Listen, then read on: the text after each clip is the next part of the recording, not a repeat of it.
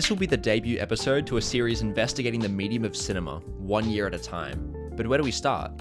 The earliest film on Letterboxd only dates back to 1874, a photo sequence of the planet Venus crossing in front of the sun.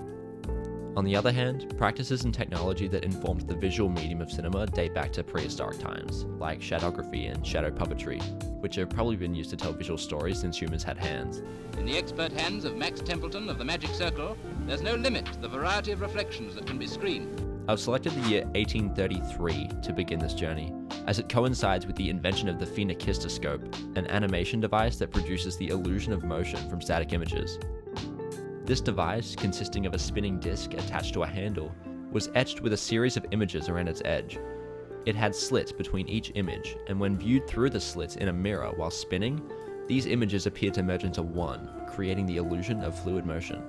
This phenomenon relies on a principle called persistence of vision.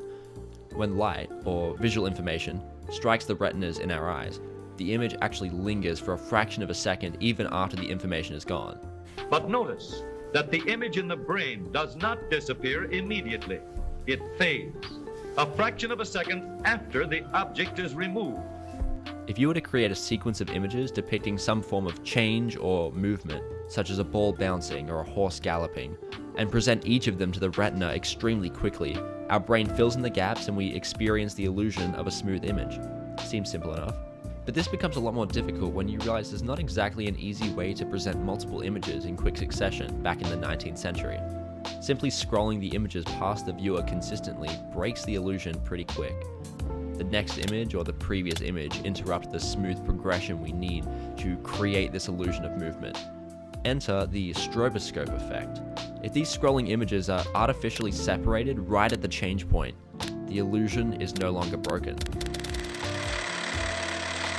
Joseph Plateau, a Belgian mathematician, was fascinated by this distortion of moving image, and in January of 1833 published his device, which would later be known as the Phenakistoscope.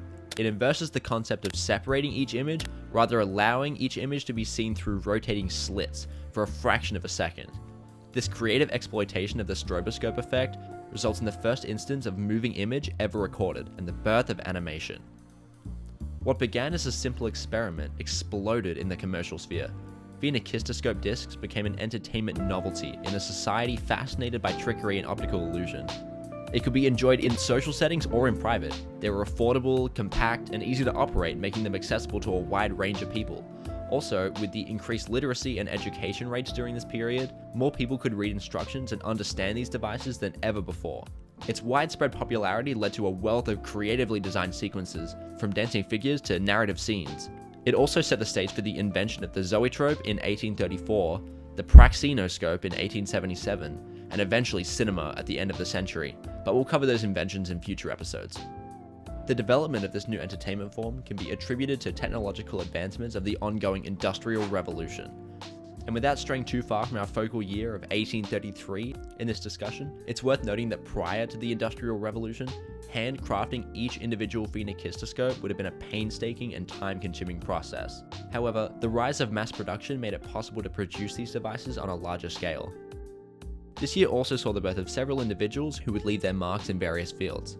Johannes Brahms, a renowned German composer and pianist, was born this year, as was Alfred Nobel, the Swedish chemist and engineer known for inventing dynamite and establishing the Nobel Prize. 1833 opened up a new frontier for visual entertainment and sets the stage for technological advancements to follow, eventuating in the cinematic experiences we're familiar with today.